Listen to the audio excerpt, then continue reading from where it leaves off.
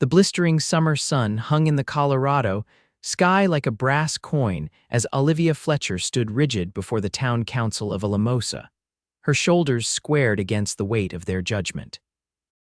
The year was 1875, and she had committed what many considered an unforgivable sin. She had broken her promise to marry the banker's son, throwing the town into a flurry of scandal and speculation. "Miss Fletcher," Mayor Hargrove's voice boomed across the town hall, silencing the murmurs that rippled through the gathered crowd. "You gave your word to Edmund Taylor, a word witnessed by half the town at last year's Founders' Day celebration. A promise is sacred in these parts.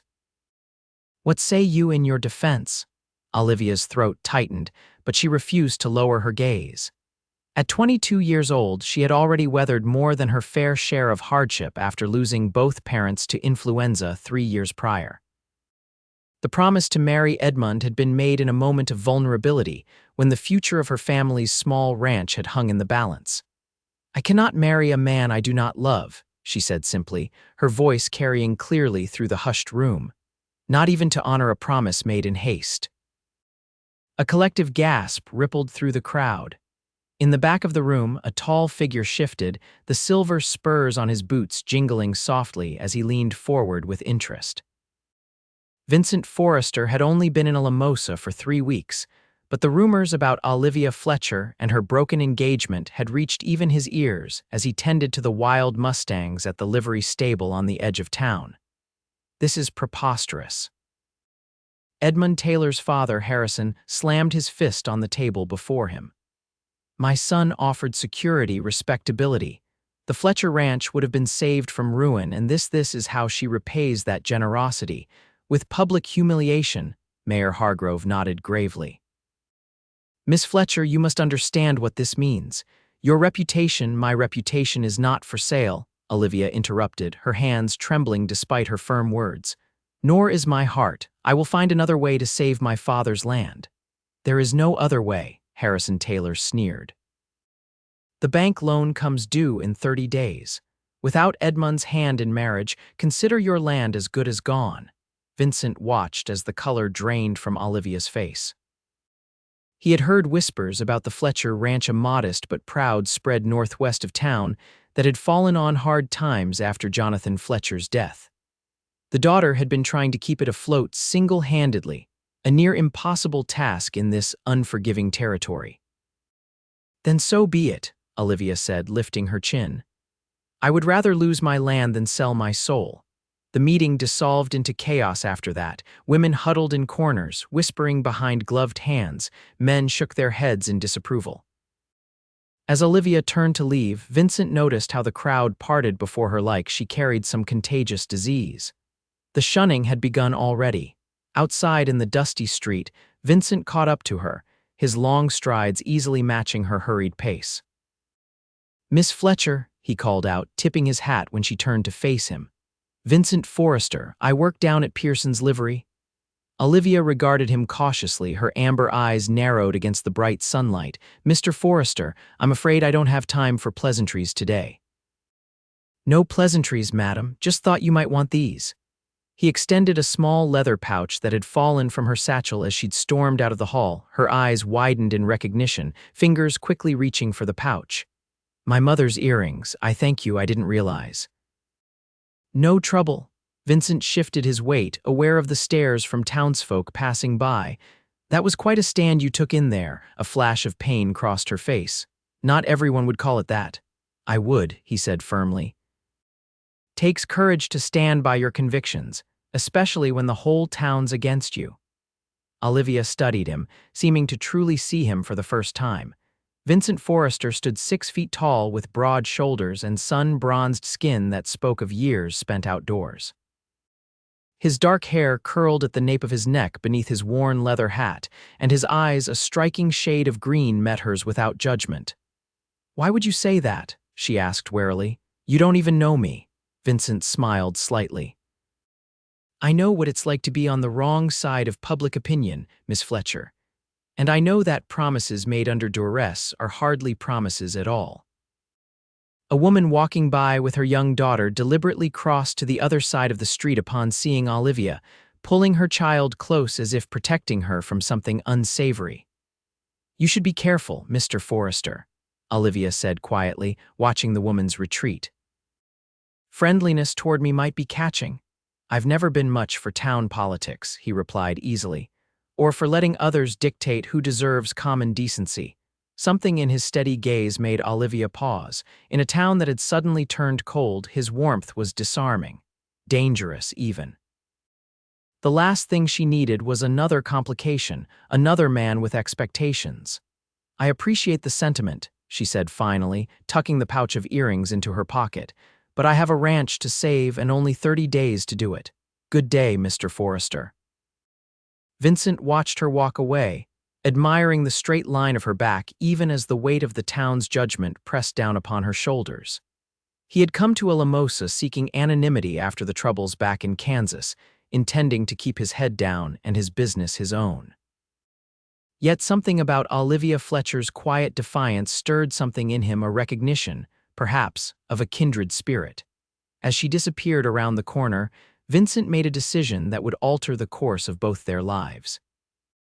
He would help her save that ranch, with or without the blessing of Alamosa's finest citizens. The following morning, Olivia rose before dawn as she always did. The ranch chores wouldn't wait, regardless of her personal troubles. She pulled on her riding pants beneath her skirt, a practical compromise she'd adopted after her father's death, and headed out to the barn. The Fletcher Ranch was modest compared to some of the larger operations in the San Luis Valley, but the 100-acre property had been her father's pride. The small herd of cattle, the vegetable garden her mother had lovingly tended, the apple orchard just beginning to bear fruit, all of it represented generations of Fletcher determination. As she forked hay into the stalls, she allowed herself a moment of doubt. Perhaps she had been foolish to reject Edmund so publicly. He wasn't a cruel man, just a dull one with wandering hands and breath that always smelled faintly of whiskey. The marriage would have secured her future, saved her father's legacy, but at what cost? The thought of sharing Edmund's bed for the next 50 years made her stomach turn. "Miss Fletcher?" Olivia whirled around, pitchfork raised defensively, only to find Vincent Forrester standing in the barn doorway, hands raised in surrender. "Mr. Forrester, you startled me." She lowered the pitchfork, heart racing. "What are you doing on my property at this hour?" He gestured to a wagon visible behind him. "Brought you something, thought it might help." Curious despite herself, Olivia stepped outside to discover the wagon loaded with fencing supplies, tools, and several large sacks of seed. "What is this?" she asked, suspicion edging her voice. "Supplies," Vincent said simply. "Pearson mentioned your north fence was coming down. Figured you could use a hand getting it back up before your cattle decide to vacation in Alamosa." Olivia stared at him, bewildered. "Why would you do this? You don't owe me anything." Vincent adjusted his hat, squinting against the rising sun. "Let's just say I believe in second chances, Miss Fletcher, and in finding your own path even when others have mapped out a different one for you." "I can't accept charity," she said stiffly. "It's not charity, it's an investment." Vincent pulled a folded document from his jacket pocket. "Proposal for you. I help rebuild your fences, get your cattle healthy for market, in exchange for 20% of the profits come selling time." Olivia took the paper, scanning its contents with growing disbelief. "This is a business arrangement." "Pure and simple," Vincent confirmed, though the warmth in his eyes suggested there might be more to it. "I'm good with livestock, Miss Fletcher. Worked ranches from Texas to Montana before settling here. Your herd has potential, but you need an extra pair of hands." "And you're offering yours," she said slowly. Despite knowing that half the town is already gossiping about my character, Vincent's expression hardened slightly. "People have been gossiping about me since the day I rode in, Miss Fletcher. Seems to me we might both benefit from an alliance." Olivia hesitated, the paper trembling slightly in her hand. Every instinct told her to refuse to maintain her independence, to reject another man's offer of salvation. But the practical rancher in her recognized the truth in his words. She couldn't do this alone, not with 30 days to raise enough money to pay off the loan. 20% is too generous for you," she said finally. 15 and we have a deal, Vincent grinned, the expression transforming his face from handsome to devastating. 15 it is. He extended his hand to seal the agreement. Olivia took it, surprised by the calluses that matched her own. This was not the soft hand of a townsman but the weathered grip of someone who understood hard work.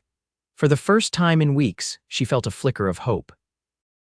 "We start at the north fence," she said, all business now. "I've got coffee on the stove if you've not had breakfast." As they walked toward the modest farmhouse, neither could have predicted how their practical arrangement would blossom into something far more complicated, or how fiercely Alamosa would fight to keep them apart. Word of Vincent's partnership with Olivia spread through Alamosa like wildfire. By midday, Pearson had sent a boy out to the ranch with a message summoning Vincent back to the livery immediately. "You've put me in a difficult position, Forrester," Pearson said when Vincent arrived, dust-covered and irritated at the interruption. "Taylor's been in here asking questions about you, and he ain't pleased to hear you're helping the Fletcher girl." "My business is my own," Vincent replied evenly, though his jaw tightened at the implied threat. Pearson sighed heavily. "Not in Alamosa, it ain't. Taylor owns the bank that holds my mortgage. He starts pulling strings, I could lose this place." Vincent understood the unspoken message. "You're firing me." "Got no choice, son, I'm sorry." Vincent nodded, gathering his few belongings from the small room above the stables where he'd been staying. "I'll collect my wages for the week." "About that," Pearson looked uncomfortable. "Taylor suggested I withhold them, says you owe for damages to a saddle." "That's horse shit and you know it," Vincent growled, anger flaring. "That saddle was damaged when it came in." Pearson wouldn't meet his eyes. "My hands are tied." Vincent stared at the older man for a long moment before turning toward the door. "Keep the money then. But remember this moment, Pearson, next time you're preaching about right and wrong in Sunday service." Back at the Fletcher ranch, Vincent found Olivia struggling with a particularly stubborn fence post.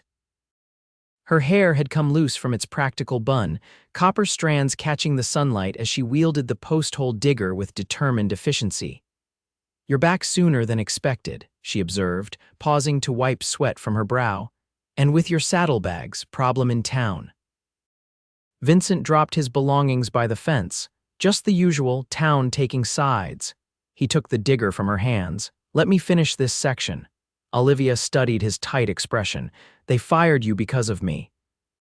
"They fired me because they're cowards," Vincent corrected, driving the digger into the earth with more force than necessary. "Makes no difference. I was getting tired of town life anyway." "Where will you stay?" Vincent shrugged, focusing on the hole he was digging. "Haven't figured that part yet. Got my bedroll. There's plenty of open country." Olivia watched him work, the guilt of his situation warring with practical considerations. The ranch house had a spare room, her father's study, unused since his death. Having Vincent stay would only fan the flames of gossip, but leaving him without shelter after he'd lost his position because of her seemed unconscionably cruel. "The north pasture needs attention," she said finally. "We'd lose valuable working hours if you're riding back and forth from town each day." Vincent paused, looking up at her with those penetrating green eyes. "What are you suggesting, Miss Fletcher?" "The house has a spare room," she said, keeping her tone matter-of-fact. "It would be a practical arrangement for the work." A slow smile spread across Vincent's face. "Practical," he agreed, though his eyes held a warmth that belied the businesslike word. "The town will talk." "The town is already talking," Olivia replied dryly.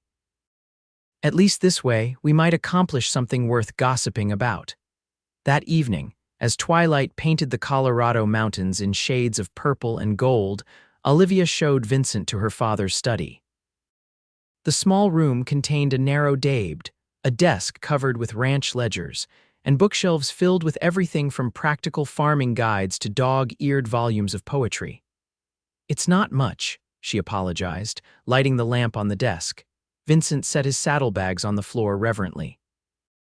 "It's more than enough. I appreciate your hospitality, Miss Fletcher." "Olivia," she corrected, surprising herself with the invitation to familiarity. "If you're going to be living under my roof and saving my ranch, you might as well use my given name."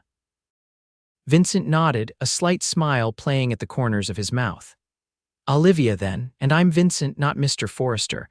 An awkward silence fell between them, the reality of their new living arrangement suddenly looming large. Olivia cleared her throat.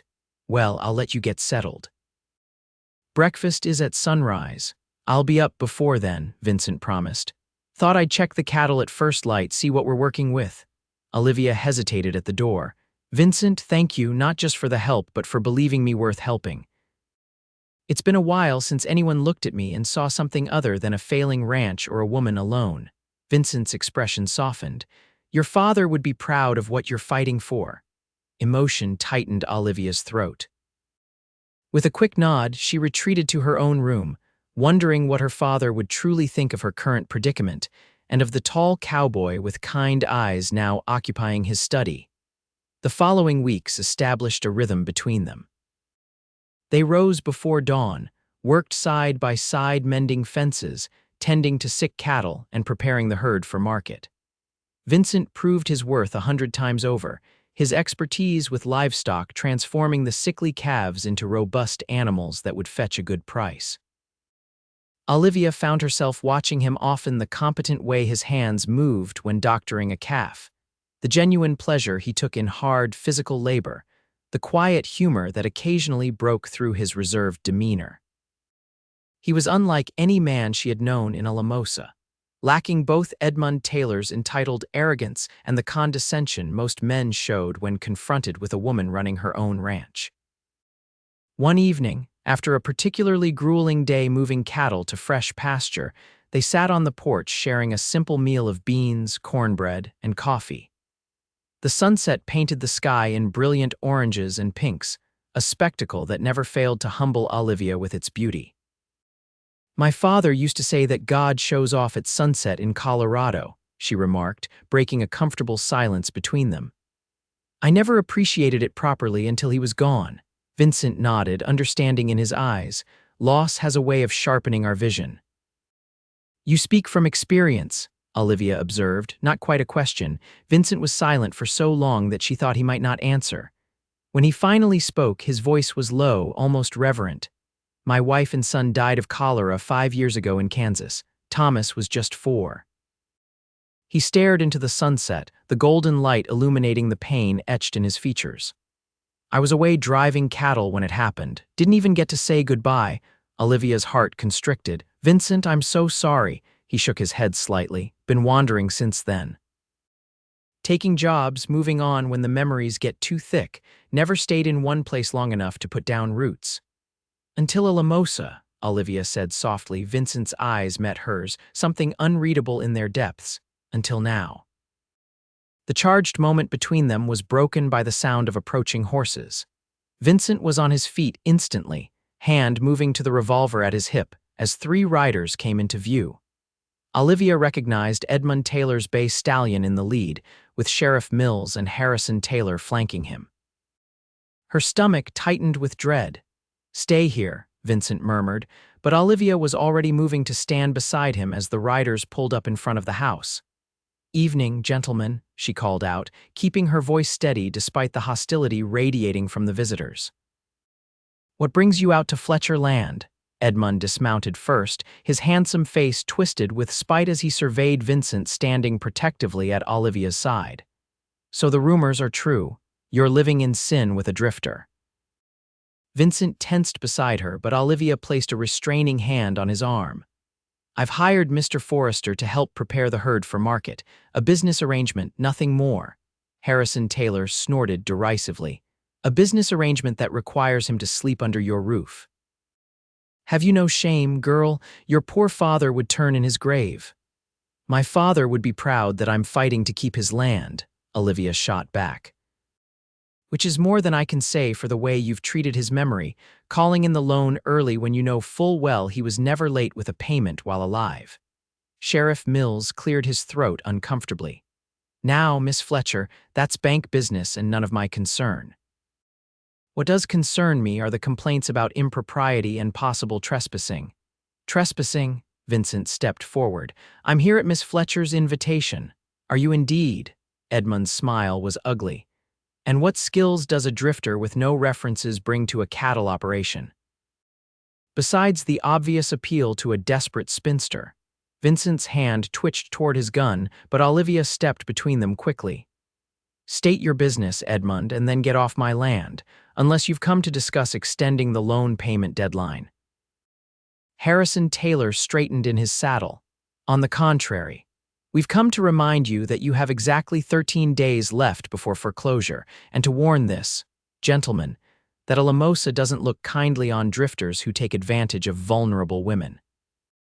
The only people taking advantage here are you Taylors, Vincent said coldly.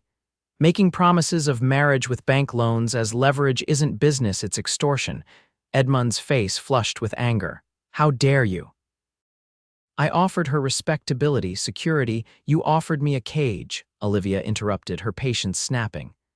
And when I refused to enter it willingly, you and your father decided to starve me out, so forgive me if I don't weep with gratitude for your generosity. Sheriff Mills sighed heavily. This isn't getting us anywhere. Miss Fletcher, consider this a friendly warning. There's talk in town of boycotting anyone who does business with you while you're entertaining this arrangement. Might make it hard to sell your cattle locally. Then we'll take them to Denver, Vincent replied evenly.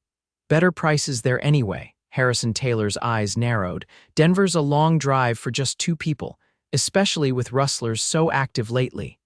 The thinly veiled threat hung in the air between them. Olivia lifted her chin defiantly. Is that all, gentlemen? Because we have work to do and you're trespassing on private property now. With venomous glares, the three men departed, dust rising behind their horses as they galloped away. Olivia watched them go, a chill settling over her despite the warm evening. They mean to stop us, she said quietly. Vincent nodded, his expression grim. They'll try, but they've underestimated us both if they think threats will be enough. Later that night, Olivia found herself unable to sleep, the confrontation with Edmund and his father replaying in her mind. The walls of her childhood home suddenly felt fragile, insufficient protection against the forces aligning against her. She rose from bed and moved to the window, drawing comfort from the familiar silhouettes of the mountains against the starlit sky. A movement in the yard below caught her attention. Vincent, walking a slow perimeter around the property, rifle cradled in his arms. He had anticipated trouble then. The realization should have frightened her, but instead it filled her with an unexpected warmth. For the first time since her parents' deaths, someone was standing guard over her world, sharing the burden of protection. She watched him move through the moonlight, his tall figure both reassuring and mysterious. In just a few short weeks, Vincent Forrester had become essential to her life in ways that went far beyond their business arrangement. The thought terrified her almost as much as it thrilled her.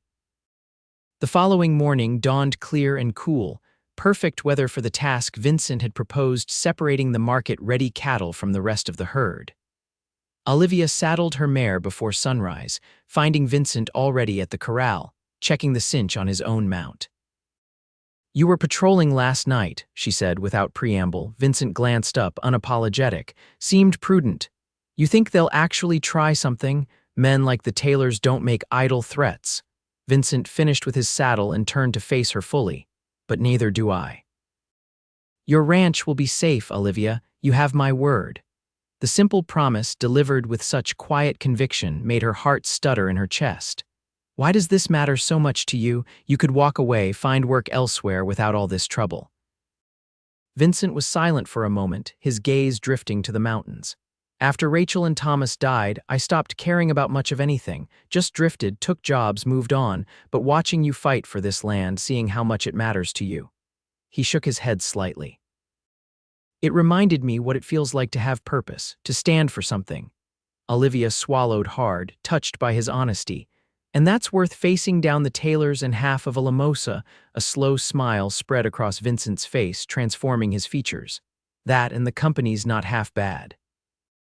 The teasing compliment dispelled the heavy moment, and Olivia found herself smiling back. High praise indeed, Mr. Forrester. Now let's see if you ride as well as you talk. They spent the day in the saddle, working in seamless coordination as they rounded up the cattle, evaluated each animal and sorted them accordingly. Vincent's expertise was evident in every decision, every movement.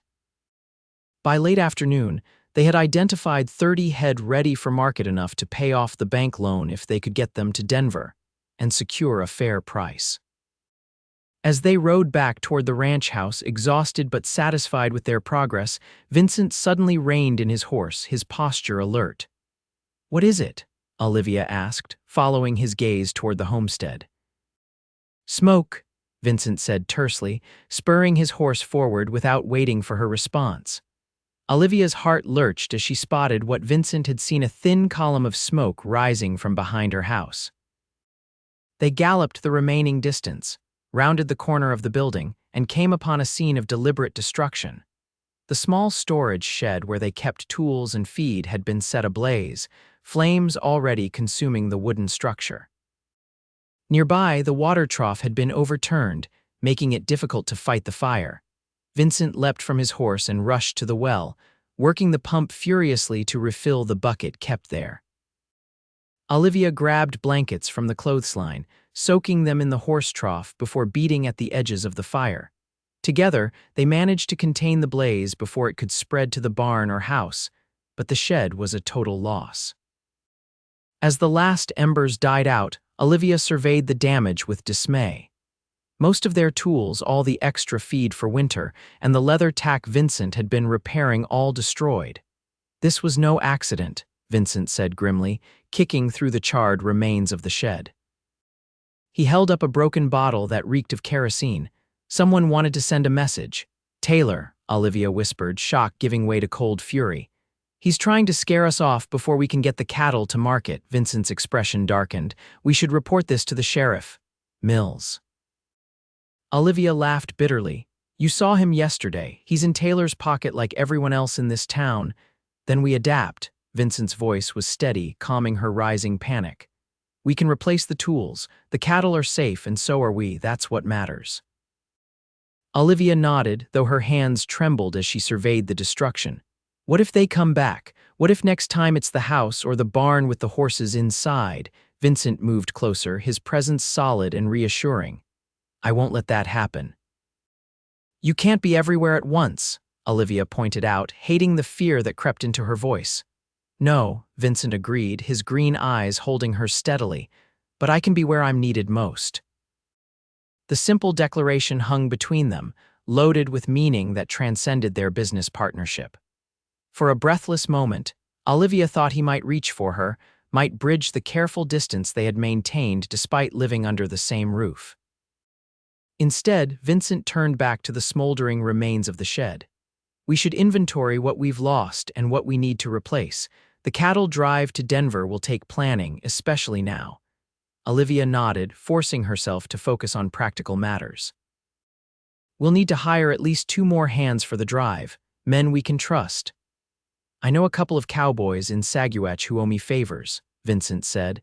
"Good men, not likely to be swayed by Taylor's influence. I can ride out tomorrow to speak with them." "That would leave me alone," Olivia noted, hating how vulnerable the words made her sound. Vincent's expression softened. "I'll be gone 1 night at most, and I think you're more than capable of defending your own property, Olivia Fletcher." His confidence in her steadied her resolve. "You're right. I've faced worse than Edmund Taylor's petty intimidation." That night, after securing the property as best they could, they sat at the kitchen table planning the cattle drive. The lamp between them cast a warm glow over the maps Vincent had spread out, his finger tracing the route they would take to Denver. "It's about 160 miles, he explained. "With good weather, we can make it in 10 days, leaving us 3 days to sell the cattle and get back with the bank payment." Olivia studied the map, noting the difficult terrain they would need to navigate. "It's cutting it close. We'll make it," Vincent assured her. "I've driven cattle through worse country in worse conditions." Olivia looked up from the map to find Vincent watching her, his expression unguarded in the lamplight. The intensity of his gaze made her breath catch. "What?" she asked softly. "You're remarkable, Olivia Fletcher," he said simply. "Most people would have given up by now, taken the easy path."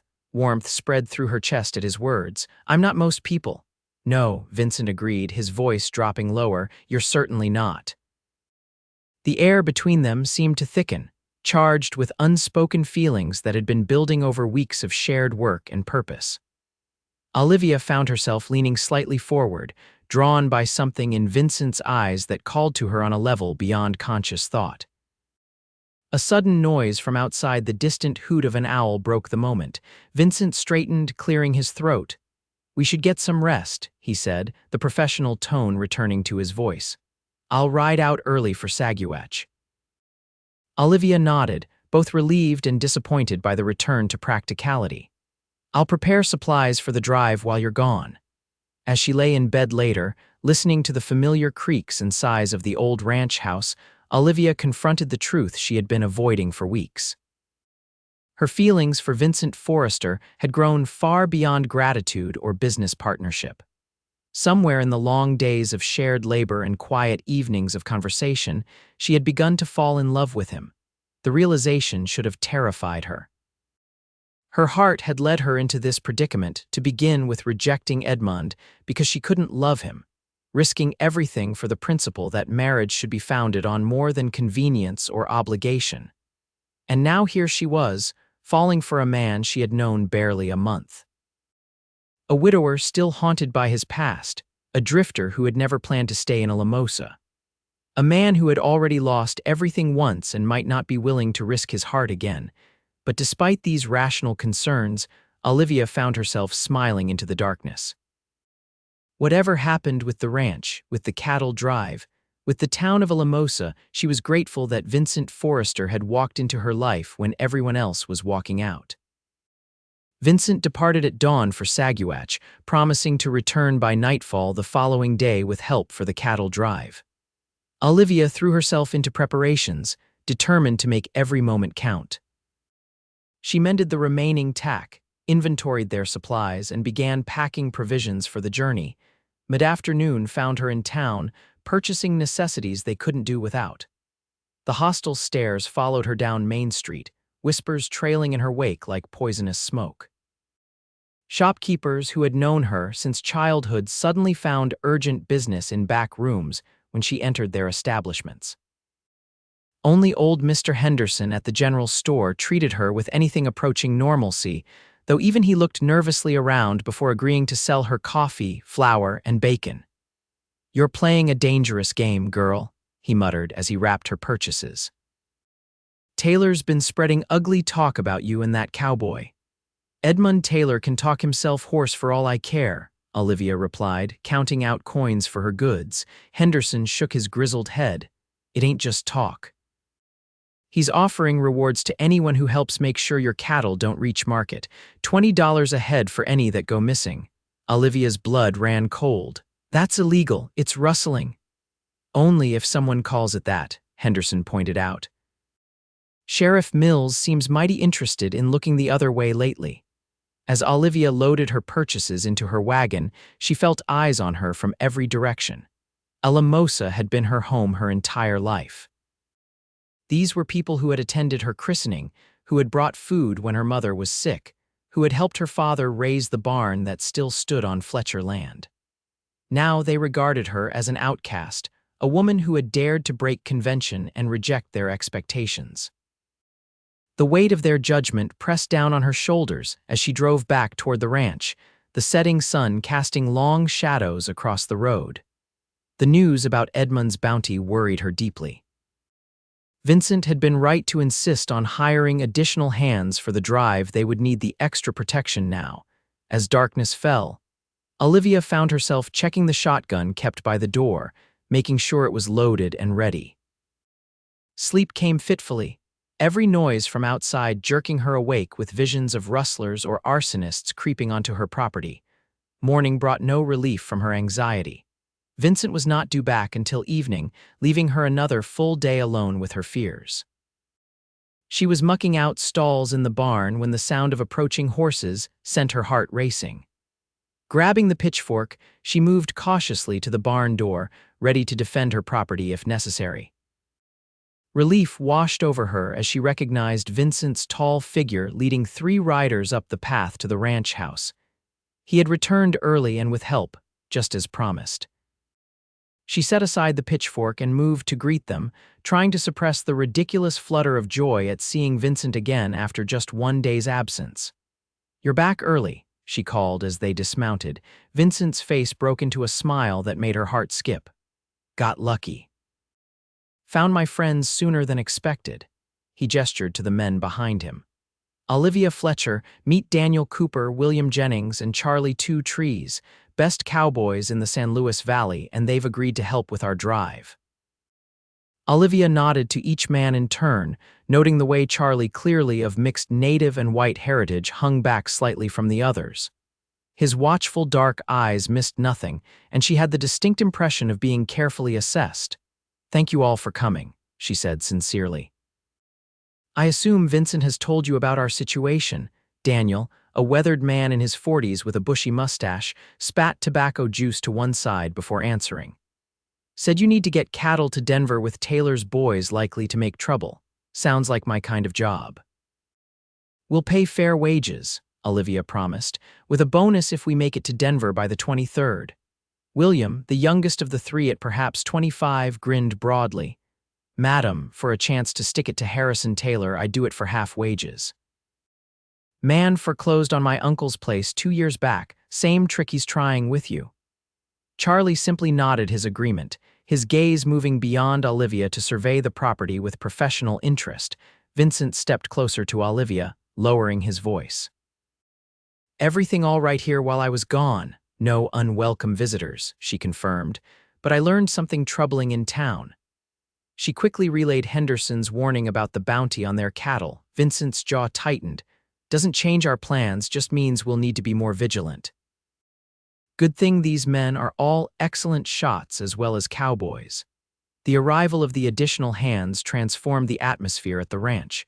Where before there had been only Olivia and Vincent working in determined isolation, now there was a team with shared purpose. That evening, after a hearty meal prepared by Olivia, they gathered around the kitchen table to finalize plans for the drive. "We leave at first light day after tomorrow," Vincent announced, spreading the map between them. 30 head of cattle, 5 riders. "We'll take the eastern route through Mosca Pass, then north along the Front Range." He traced the path with his finger. "It's longer than cutting straight across the mountains, but safer for the cattle and less likely to have ambush points." Charlie spoke up, his voice soft but authoritative. "Taylor's men will expect us to take that route. They'll be watching the pass." Vincent nodded. "That's why we'll make a show of preparing for it, but actually head north first, then cut east through the San Luis Hills after dark. It adds a day to our journey, but might give us the advantage of surprise." As the men discussed security arrangements and watch rotations for the drive, Olivia found herself studying Vincent in the lamplight.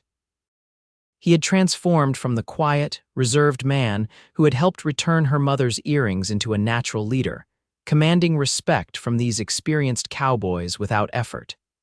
There was confidence in every gesture, authority in his voice that hadn't been there before.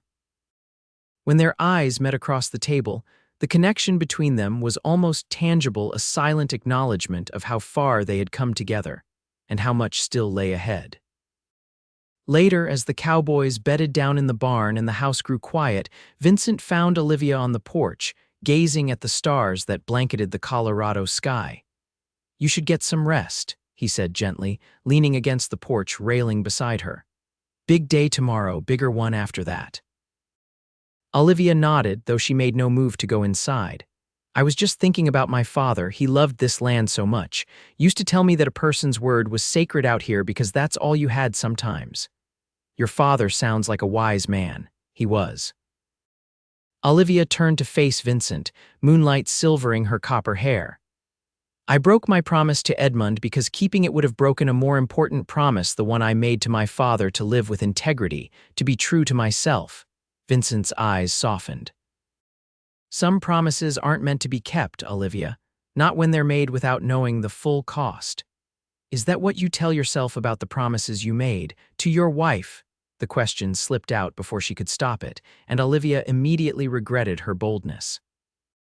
"I'm sorry, that was intrusive." "No," Vincent interrupted gently. "It's a fair question." He was quiet for a moment, gathering his thoughts. I promised Rachel forever, and I meant it with every fiber of my being, but after she died. Keeping that promise meant refusing to live, refusing to feel anything but grief. It took me years to understand that honoring her memory doesn't have to mean dying alongside her. His words hung in the night air between them, weighted with meaning. Olivia's heart thundered in her chest as Vincent's gaze held hers. Promises can change with love, he said softly, not because we betray them, but because love teaches us what's truly worth fighting for. Olivia felt the truth of his words resonate deep within her.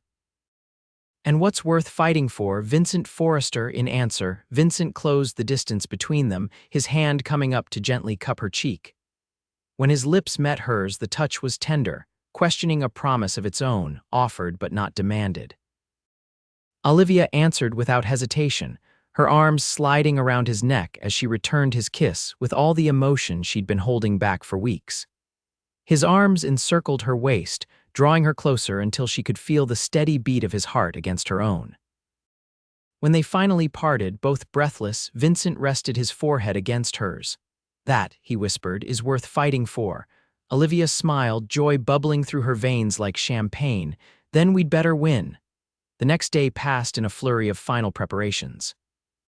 The Cowboys checked and double-checked equipment, provisions were packed, and the selected cattle were moved to the small pasture nearest the trail head. Olivia worked alongside the men, grateful for their respectful treatment and obvious competence. As evening approached, bringing with it the last sunset before their departure, Vincent found Olivia in the barn, carefully examining her father's old saddle. "Nervous?" he asked, coming to stand beside her. Olivia shook her head. "Determined, this drive isn't just about saving the ranch anymore. It's about proving that a Lamosa doesn't get to dictate my life or my choices." She looked up at him, a spark of defiance in her amber eyes. "It's about claiming my right to decide my own future." Vincent smiled, pride evident in his expression. "I'd say a Lamosa doesn't stand a chance against you, Olivia Fletcher." Their moment of connection was interrupted as Charlie slipped into the barn, his expression grave. "Riders coming," he said simply. 6 of them. Vincent's hand moved instinctively to his holster. "Taylor's men." Charlie nodded. "Sheriff with them?" Olivia's stomach tightened with dread, but she straightened her shoulders and followed the men out to the yard. Daniel and William had already taken up defensive positions near the house, rifles at the ready. The approaching riders came into view as the sun dipped below the horizon, painting the sky in dramatic reds and golds. Edmund Taylor led the group, with Sheriff Mills and 4 rough-looking men Olivia didn't recognize following behind. "Stay behind me," Vincent murmured as the riders pulled up in the yard. Edmund's eyes narrowed when he spotted the additional cowboys. "Gathering quite a crew, Miss Fletcher, planning a trip." "My business is my own, Edmund," Olivia replied coolly, stepping forward to stand beside Vincent rather than behind him. "State your purpose or leave my property." Sheriff Mills cleared his throat uncomfortably. "Now, Miss Fletcher, we've had reports of suspicious activity out here. Foreign men coming and going, possible cattle rustling in the area." "Foreign men," Olivia repeated incredulously. "You mean my legitimately hired hands for the ranch work?" Edmund's smile was cold. "We've also heard disturbing rumors about immoral behavior. A woman living alone with multiple men, entertaining them in her home, that's enough," Vincent cut in, his voice dangerous. "You want to make accusations, Taylor, make them directly to me." One of the unknown riders spat on the ground. "Reckon we're looking at the rustlers right here, Sheriff." "But they've got altered brands in that herd." "Convenient accusation," Daniel commented from his position by the house, rifle cradled in experienced hands. "Especially coming from Jeb Tucker, who did 6 months in Cannon City for that very crime." Sheriff Mills shifted uncomfortably in his saddle. "We're here to inspect the herd, Miss Fletcher, just a precaution given the circumstances." "You have no right," Olivia began, but Vincent laid a restraining hand on her arm.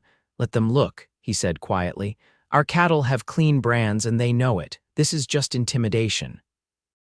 Olivia nodded reluctantly, and the men dismounted to examine the herd in the nearby pasture. As expected, they found nothing amiss, though Edmund made a show of scrutinizing each animal thoroughly. "Seems you've been lucky so far, Miss Fletcher," Sheriff Mills said when they returned to the yard. "But I feel obliged to warn you against attempting to move these cattle without proper documentation. Given the current concerns, we'd need to verify ownership before allowing them to leave the county." Olivia felt cold fury rising within her. "These cattle have been Fletcher property for generations. You know that as well as anyone in Alamosa, Sheriff." "Nevertheless," Edmund interjected smoothly, "the bank has a security interest in all assets of the Fletcher ranch until the loan is satisfied. Moving them without permission could be considered theft." Vincent stepped forward, his patience clearly wearing thin. "The loan agreement specifically excludes current livestock from the security interest. Only the land and fixed improvements are collateral. I've read the documents myself." Edmund's expression darkened at Vincent's knowledge of the legal details. "And who exactly are you to involve yourself in Miss Fletcher's financial affairs? Some drifter who appeared conveniently when a vulnerable woman needed help." "I'm her business partner," Vincent stated firmly. "And whatever else I am to Olivia is none of your concern, Taylor." The possessive tone in Vincent's voice sent a shiver of something warm and electric down Olivia's spine, even as she registered the dangerous narrowing of Edmund's eyes. "You've made your inspection," she said coldly to the sheriff. "Now I'll thank you all to leave my property before I file a complaint for harassment." Sheriff Mills had the grace to look uncomfortable. "Come on, boys, we've done our duty here." As they mounted to leave, Edmund hung back, his face contorted with malice. "This isn't over, Olivia. That loan comes due in 11 days. When you fail to pay, I'll take great pleasure in watching you beg for mercy and finding none." "The only begging you'll hear from me, Edmund Taylor, is for you to get off my land and out of my life," Olivia shot back. "Now ride out before my patience expires completely." As the riders disappeared down the road, William let out a low whistle. "Madam, remind me never to cross you." That was something to see. Despite the tension of the confrontation, Olivia found herself smiling. "Let's just say I've had enough of men telling me what I can and cannot do with my own life." Vincent studied her with undisguised admiration. "They'll try to stop us tomorrow, you know that, right?" Olivia nodded, determination hardening her resolve. Let them try. That night, no one slept deeply at the Fletcher ranch. They took turns keeping watch, alert to any sign of trouble. Olivia tossed restlessly in her bed, thoughts churning with worries about the journey ahead and the complications of her deepening feelings for Vincent. Just before dawn, a soft knock on her bedroom door roused her from fitful slumber. She opened it to find Vincent standing there, already dressed for the trail. "It's time," he said simply. The sky was still dark as they led the cattle from the pasture, moving slowly and quietly to avoid alerting anyone who might be watching the main road. Charlie rode point, his keen eyes scanning the terrain for signs of ambush. Daniel and William flanked the small herd, keeping them bunched together while Olivia and Vincent brought up the rear. As the first pink streaks of dawn appeared in the eastern sky, they had already put several miles between themselves and the ranch, heading north as planned instead of east toward Mosca Pass. The deception would buy them precious time if Edmund had men watching the expected route. By midday, they had reached the foothills of the San Luis Hills, where they would turn east under cover of darkness. They rested the cattle in a sheltered valley with good water and grazing, taking the opportunity to eat a cold lunch themselves. "So far, so good," Daniel observed, squinting at the horizon. "No sign of pursuit yet. They'll figure it out soon enough," Vincent replied, refilling his canteen from the clear mountain stream. "But by then we'll be through the hills and headed north again." Olivia sat nearby, studying the map Vincent had marked with their route. The direct path to Denver would have taken them 8 days. Their circuitous route to avoid ambush would require at least 10, possibly 11 if they encountered bad weather or other delays. That would leave precious little time to sell the cattle and return with the money before the loan came due. "What are you thinking?" Vincent asked, settling beside her on a sun-warmed boulder. "That we're cutting it very close," she admitted, "if anything goes wrong." Vincent covered her hand with his own, the simple touch conveying confidence. Nothing will go wrong that we can't handle together. The certainty in his voice bolstered her courage. Whatever lay ahead Taylor's men, difficult terrain, unpredictable whether they would face it as partners, equals in purpose and determination. As the sun began its westward descent, Charlie returned from scouting the path ahead. "Riders," he reported tersely. 4 men camped at the eastern pass. Armed, Vincent's expression hardened. "Taylor's men," Charlie nodded. "2 I recognized from town. They're expecting us to come through tonight." "Options?" Daniel asked, joining the discussion. Vincent considered the map again. "We could try the northern pass instead." "It's narrower, harder for the cattle, but might be unwatched." Charlie shook his head. "Too risky in the dark. Cattle could panic, stampede down the mountainside." Olivia studied the map over Vincent's shoulder. "What about here?" She pointed to a faint line representing an old hunting trail. "My father used to talk about this path. Said the Spanish miners used it to transport silver without being detected by tax collectors." The men examined the trail dubiously. "It's not marked for cattle," William observed. "No," Olivia agreed, "but it's wide enough if we move carefully, single file. And it comes out 10 miles north of where they're watching." Vincent looked at her with newfound respect. "It could work. Charlie, can you scout it?" The taciturn cowboy nodded and disappeared into the gathering dusk. 2 hours later, he returned with favorable news.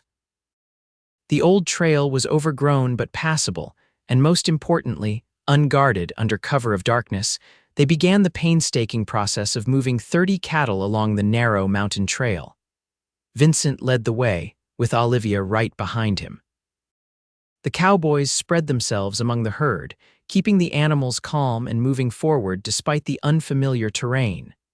The moon rose high overhead, providing just enough light to navigate the treacherous path. Loose stones occasionally clattered down the mountainside, making Olivia's heart race with fear that they would alert Taylor's men to their location. But the night remained quiet except for the soft lowing of cattle and the steady rhythm of hooves on packed earth. Near midnight, they emerged from the mountain pass into a broad, moonlit valley. They had successfully circumvented the ambush. "We'll keep moving until dawn," Vincent decided. "Put as much distance as possible between us and those riders. Once they realize we've slipped past, they'll be hunting for our trail." For the next 3 days, they pushed north across the Colorado plains, driving the cattle harder than was ideal but necessary under the circumstances. They spotted riders in the distance twice, but each time managed to find cover or change direction to avoid detection. On the 4th night, as they made camp in a sheltered hollow near a small tributary of the Arkansas River, the first real trouble found them. William, taking the first watch, spotted movement along the ridge to their west. "Riders," he reported quietly, dropping to one knee beside the campfire where the others were finishing their evening meal. "At least 6, maybe more." Vincent immediately doused the fire. "Positions," he ordered softly. "Charlie, Daniel, protect the herd. William, North Ridge. Olivia and I will take the south approach." They moved quickly to defensive positions as the distant riders drew nearer. Olivia crouched behind a large boulder beside Vincent, her rifle steady in her hands despite the fear coursing through her veins. "If shooting starts," Vincent murmured, "you head for the trees with the horses. Get to Denver even if the rest of us can't." Olivia turned to him in the darkness, making out the strong lines of his profile by starlight. "I'm not leaving you." "The ranch means nothing without the people I care about," she interrupted fiercely. "We do this together, Vincent, all the way." Before he could respond, the unmistakable crack of a rifle shot split the night air. A bullet thudded into the dirt nearby, sending up a spray of earth. "That was a warning," Vincent muttered. "They want us to know they're here," a voice called out from the darkness. "Fletcher." "We know you're there. Send out the cattle and no one gets hurt." Olivia recognized Jeb Tucker's rough drawl. These were Edmund's hired guns then, not a random group of rustlers. Vincent signaled to the others to hold their positions. "And if we refuse," he called back. "Then we start shooting and we don't much care what or who we hit," came the reply. Olivia's mind raced. They were outnumbered, possibly outgunned, and caught in relatively open terrain. A direct confrontation could end badly for everyone. We need a distraction, she whispered to Vincent. Something to draw them away from the herd long enough for us to move the cattle. Vincent nodded thoughtfully. The dry creek bed to the east leads away from our route, if we could make them think we're driving the cattle that way. While actually heading north as planned, Olivia finished, catching his strategy. Carefully, Vincent relayed the plan to the others through soft whistles and hand signals they had established for the drive. Charlie would create a distraction in the eastern creek bed, making enough noise to suggest cattle movement, while the others quietly moved the real herd northward through a narrow ravine. The plan worked better than they could have hoped. The raiders took the bait, charging toward the sound of Charlie's diversion while the main group slipped away with the cattle. By dawn, they had put nearly 15 miles between themselves and the would-be rustlers. "They'll figure it out eventually," Daniel warned as they paused to water the cattle at a small pond, "and they won't be happy about being fooled. Let them stew," William replied cheerfully. "We'll be halfway to Denver by the time they pick up our trail again." Olivia wasn't so confident. The encounter had shaken her more than she wanted to admit. Edmund's determination to ruin her had escalated from petty harassment to armed pursuit. What would he try next? Vincent seemed to read her thoughts. As they rode side by side later that morning, he said quietly, "We're going to make it, Olivia. I promise you that." She glanced at him, taking in the resolute set of his jaw, the unwavering confidence in his eyes. "I believe you," she replied simply, and realized with some surprise that she truly did. The next few days passed in a blur of dust, fatigue, and constant vigilance. They altered their route several times to avoid potential ambush points, adding precious miles to their journey, but keeping the cattle and themselves safe from Edmund's hired guns. On the 8th day, as they crested a rise that gave them their first distant view of Denver, Olivia felt hope surge through her weary body. They had made it this far against significant odds. The cattle were in good condition, and they still had 3 days to reach the stockyards and secure payment before the bank loan came due. That night, they camped within sight of the city lights twinkling in the distance. As the others settled around the campfire, Vincent motioned for Olivia to join him for a short walk away from the camp. "I've been thinking," he said as they stood gazing toward Denver, "about what happens after." Olivia's heart skipped a beat. They had been so focused on reaching Denver, on saving the ranch, that they had spoken little about what would follow. After that kiss on the porch, their relationship had existed in a strange limbo deep with unspoken feelings, but constrained by the demands of their journey. After. She echoed softly. Vincent turned to face her, his expression earnest in the moonlight. "After we sell the cattle, after you pay off the loan, after we return to Alamosa." "You assume we'll win," Olivia noted, a small smile playing at her lips. "I know we will," Vincent replied with such conviction that she couldn't doubt him. "But what then, Olivia? You'll have your ranch, you'll be free of the Taylors and their threats, and I and you," she prompted. When he fell silent, Vincent took a deep breath. "I came to Alamosa with no intention of staying, no plans beyond the next job, the next town, but then I met you and everything changed." He took her hands in his touch gentle but certain. "I'm not asking for promises, Olivia. I know too well how life can upend even our most cherished plans. But I want you to know that if you'll have me, I'd like to stay. Not just as your business partner, but as more." Emotion welled up in Olivia's throat, making speech difficult. This man who had stood by her when everyone else turned away, who had risked everything to help her save her father's legacy, was offering her his heart.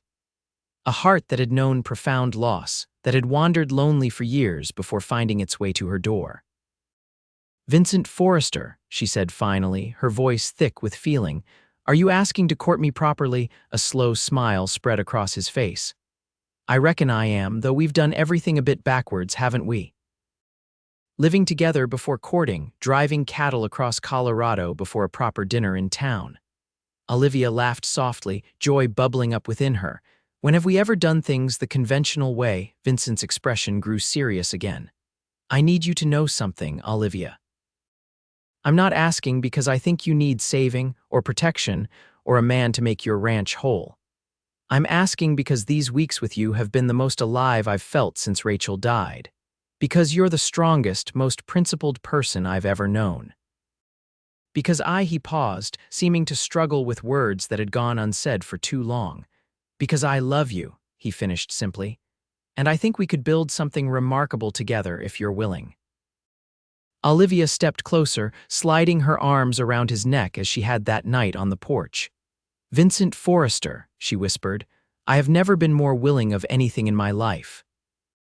His kiss was different this time, not tentative but certain, deep with promise and hope for the future they might forge together. Olivia gave herself to it completely, knowing that whatever challenges awaited them in Denver or Alamosa, they would face them side by side. The following morning, they drove the cattle the final miles to the Denver stockyards. The bustle of the city was jarring after days on the open range, but Vincent navigated the complex world of cattle brokers with the same confidence he showed in the saddle. By midday, they had 3 offers for the herd. The highest came from a buyer representing a Chicago meatpacking company, offering a price that would not only cover the bank loan but leave a substantial sum for restocking and improvements to the ranch. As Vincent concluded the negotiations, Olivia stood watching with pride. They had done it against ambushes, rustlers, and Edmund Taylor's best efforts to stop them. The Fletcher ranch would remain hers. That evening, after securing the payment in the Denver bank and treating their cowboy helpers to a celebratory dinner, Olivia and Vincent found themselves alone for the first time in days. They walked arm in arm through the city streets, marveling at the gas lamps and busy shops still open despite the late hour. It feels strange, Olivia admitted as they paused to look in a shop window displaying the latest fashions from New York. To be here, to have succeeded when just 2 weeks ago everything seemed lost. Vincent squeezed her hand. Not everything. You never lost your determination, your integrity. Those are worth more than any ranch. Olivia looked up at him, this man who had changed her life so completely in such a short time. I was just thinking about promises, she said thoughtfully, about how sometimes breaking one promise is necessary to keep a more important one. Like your promise to yourself to live with integrity, Vincent nodded, to be true to your own heart. Yes, and now I find myself wanting to make new promises. She turned to face him fully, unmindful of the passers-by on the busy street. Vincent Forrester, I promise to build a life with you if that's what you want. I promise to face whatever comes next, good or bad, by your side.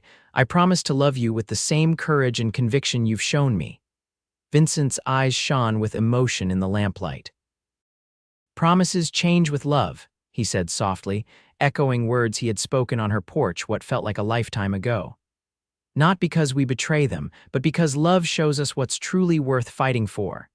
He drew her close, heedless of the curious glances from proper Denver citizens. And you, Olivia Fletcher, are worth fighting for, worth living for, worth loving for as long as you'll have me. Their return journey to Alamosa was considerably less eventful than the drive to Denver had been.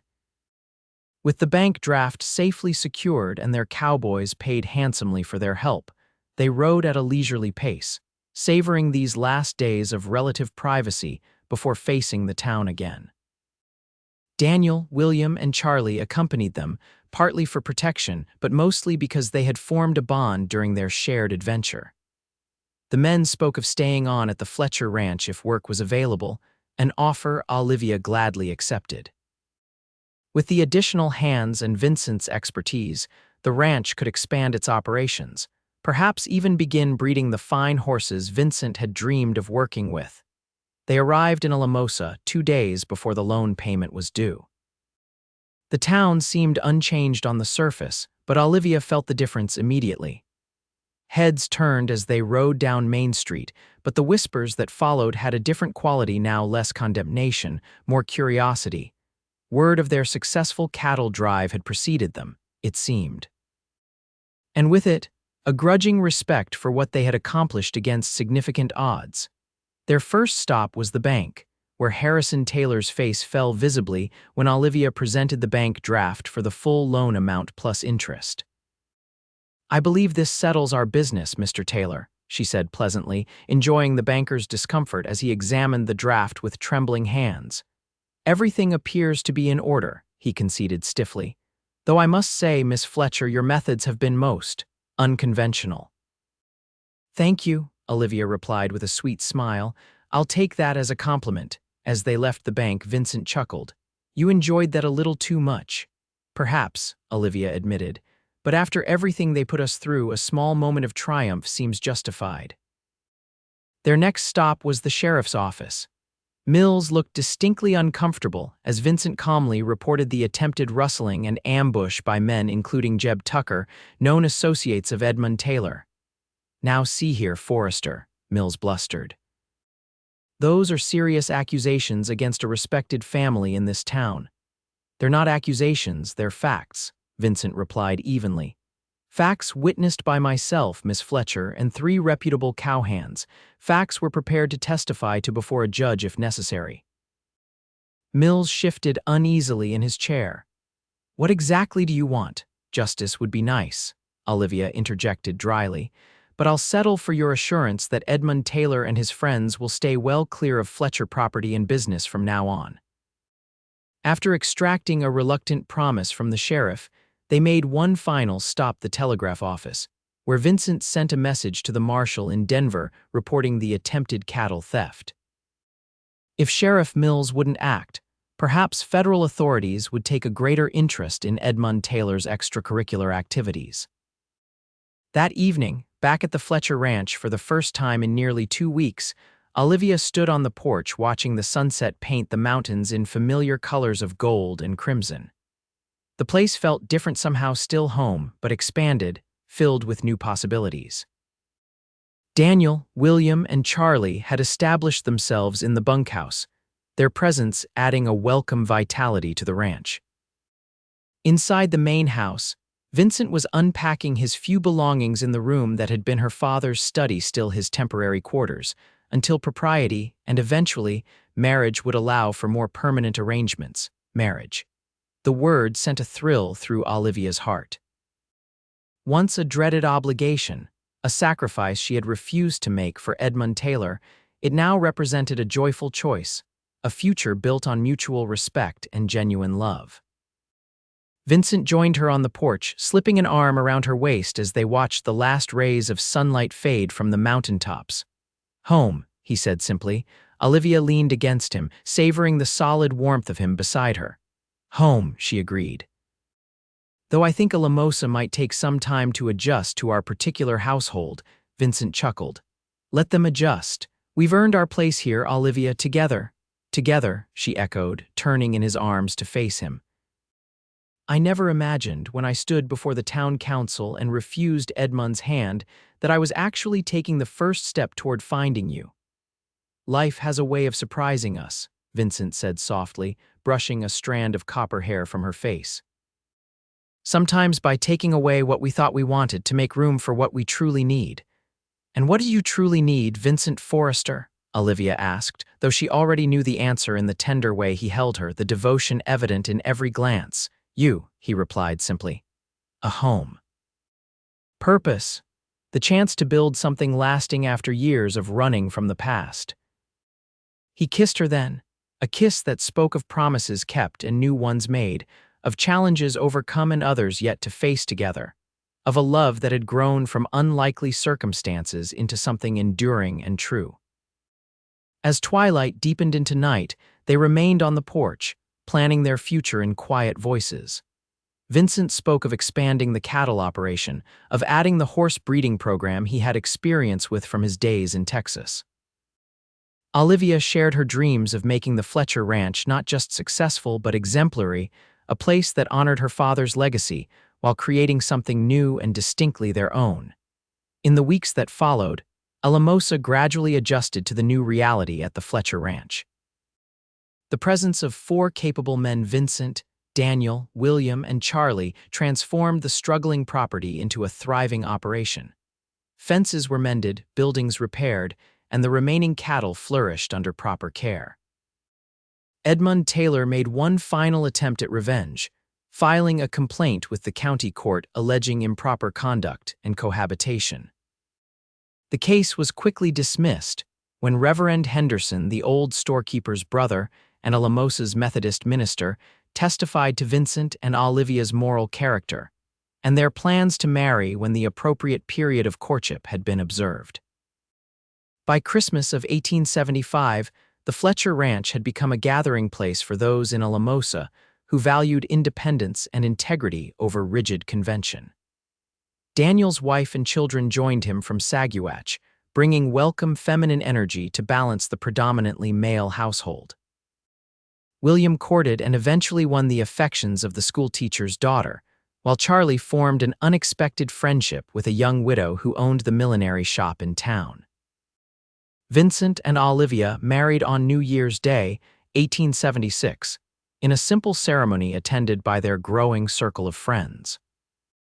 As they exchanged vows in the ranch house parlor, decorated with evergreen boughs and candles for the occasion, Olivia thought of how far they had come from that confrontation in the town hall just 6 months earlier.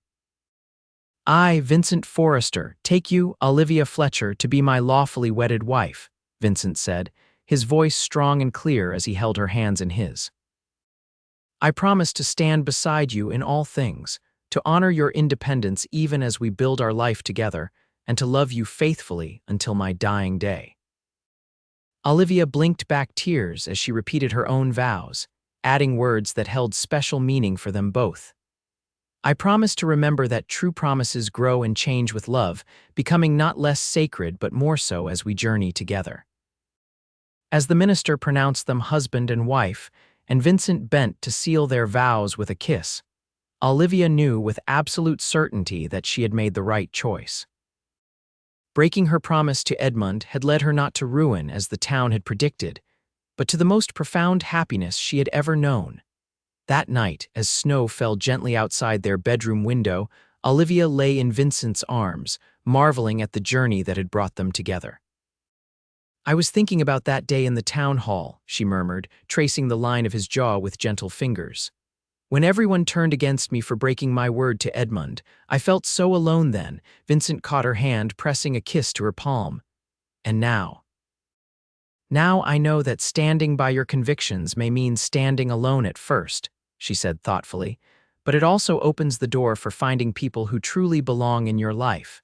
People who see your worth beyond conventional expectations. People who say things like promises can change with love," Vincent suggested with a smile, pulling her closer. Olivia laughed softly. "Exactly that. Quite presumptuous of you, by the way, defending a woman you just met." "Best presumption I ever made," Vincent replied, his voice growing serious. "Though I knew even then that you didn't need defending, not really. You just needed someone to stand with you while you defended yourself." "And now we stand together," Olivia whispered, resting her head on his chest where she could hear the steady beat of his heart. "For whatever comes next." What came next, as the years unfolded, was a life richer and more fulfilling than either had dared to imagine that summer day when Vincent first returned Olivia's fallen earrings. The Fletcher Forrester Ranch, as it came to be known, grew into one of the most successful operations in the San Luis Valley. Vincent's expertise with horses complemented Olivia's cattle knowledge, creating a diversified business that weathered economic fluctuations with relative ease. Their first child, a son they named Jonathan after Olivia's father, arrived in the spring of 1877, followed 2 years later by a daughter, Elizabeth. As the children grew, they absorbed their parents' values of integrity, hard work, and the courage to chart their own course regardless of convention. Edmund Taylor eventually left Alamosa after his father's bank failed during the silver crash of 1893. Harrison Taylor had overextended himself in mining investments, a fact that might have given Olivia some satisfaction had she not matured beyond the need for such vindication. By the turn of the century, the town that had once shunned Olivia for breaking her promise had come to respect the Fletcher Forrester family as pillars of the community. Vincent served on the town council, while Olivia established a program to help widows and single women develop practical skills for self-sufficiency. On their 25th wedding anniversary in 1901, They hosted a celebration at the ranch that drew nearly half the town. As twilight fell and lanterns were lit throughout the yard, Vincent led Olivia away from the festivities to the quiet of their favorite spot beneath the old cottonwood tree. 25 years, he marveled, his hair now streaked with silver but his green eyes as bright as ever. Did you ever imagine, that day in the town hall, that breaking your promise to Edmund would lead to all this? Olivia, still striking at 48 with her copper hair barely touched by gray, smiled up at the man who had transformed her life with his steadfast love. Not specifically this, she admitted. But I knew that being true to myself, whatever the cost, was the only way I could live with honor. Vincent nodded, understanding as always. And that courage drew me to you from the first moment, your unwillingness to compromise what mattered most. I think we've built something remarkable, Vincent Forrester, Olivia said softly, echoing words he had spoken to her that night on the cattle drive to Denver. Something worth every struggle along the way. We have indeed, he agreed, drawing her close. A family, a legacy. A love that only grows stronger with each passing year. As they stood together beneath the cottonwood tree, the sounds of their anniversary celebration drifting across the yard, Olivia reflected on the long journey from that fateful summer day in 1875. She had been shunned for breaking a promise, cast out for refusing to sacrifice her integrity on the altar of convention. But Vincent had stood with her and shown her that promises can change with love not diminishing in value, but expanding to encompass greater truths, deeper commitments, more authentic expressions of the heart. It was a lesson their children would carry forward and their grandchildren after them. A legacy more precious than land or cattle or social standing. The courage to follow one's heart, to stand by one's convictions, and to recognize that the most sacred promises are those born not of obligation, but of love freely given and joyfully received. As Vincent bent to kiss her beneath the spreading branches of the cottonwood, Olivia knew with absolute certainty that she had kept the promises that truly mattered to herself, to her father's memory, and to the extraordinary man who had helped her build a life far richer than any she could have imagined when she first dared to say no to a future that wasn't truly hers.